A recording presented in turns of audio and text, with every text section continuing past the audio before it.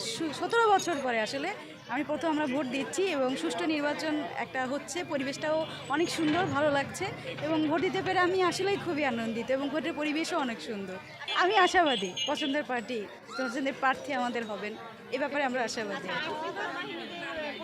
যথেষ্ট তাদের হ্যাঁ, যথেষ্ট তারা সাপোর্টিভ এবং যথেষ্ট তাদের সাইড থেকে মানে কি বলবো, ট্রান্সপারেন্সি আছে।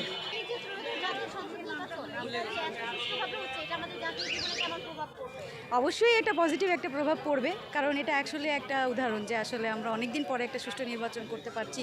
আমাদের বিগত কিছুদিন কয়েক বছর 5ই আগস্টের পরে যে আমরা এত সুন্দর একটাভাবে কমপ্লিট করতে পারবো, সে ব্যাপারে আমাদের আসলে দ্বিধা ছিল। তারপর আমরা এখন খুব আনন্দিত পরিবেশ দেখে এবং আসলে প্রশংসনীয়।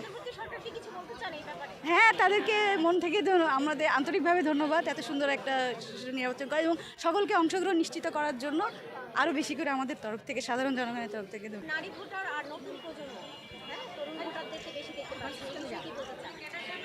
আসলে এই যে গ্যাপ ছিল 17 বছরের, এই কারণে আমার মনে হয় যে তরুণ প্রজন্ম আরও বেশি উৎসাহিত হচ্ছে, যেহেতু আমরা জেনারেশন যে এর মধ্যে একটা মানে অবদান ছিল, তো এই ব্যাপারে তারাও তো ভোট দেওয়ার জন্য তরুণ প্রজন্মদের থাকবেই, স্বাভাবিকভাবেই তাদের আগ্রহ সবচেয়ে বেশি, আমাদের আগ্রহ সবচেয়ে বেশি থাকবে, পার্টিসিপেশনও সবচেয়ে বেশি দেখছি।